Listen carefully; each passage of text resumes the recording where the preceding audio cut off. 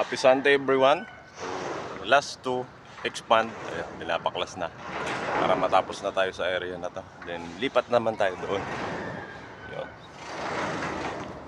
Shout out sa ating team na kahit linggo pumapasok. Ayan, no? Sisipag. Talaga naman.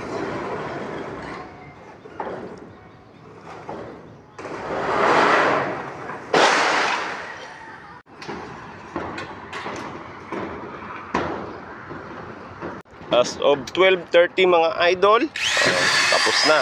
Full screw na lang no? Then maaga kaming pumanik. Pagkatapos kumain, pumanik agad dahil masama yung panahon. Pero tinakot lang tayo mga idol. Bigla namang sumikat uli yung araw no? So nakadalawang expand tayo ngayong linggo.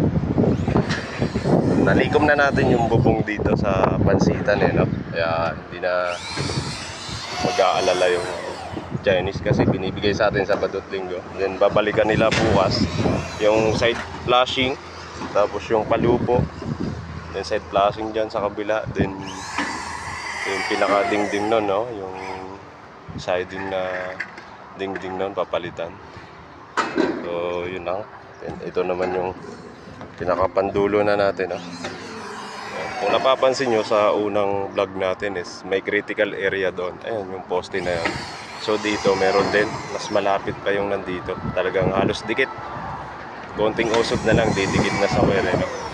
Although may balot naman. Kaso yung connector ng transformer tsaka yung wire na may balot is naka-expose ano? Kahit pa paano pag nasagi natin yan or may metal tayong masundot natin bahagya, lalo sa yero.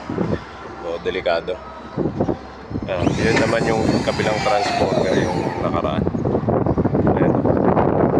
Yan yung kabilang transformer. Ayan. Yung dito naman is ito. Ayan. So, kaya ingat lang din talaga ang ganitong trabaho. Pagka magbaba kayo ng yero, lalo na malapit sa transformer, dito kayo sa taas manggagaling. Unti-untiin yung ibaba yung yero hanggat sa pumantay sa sinusundan. So, ganun lang.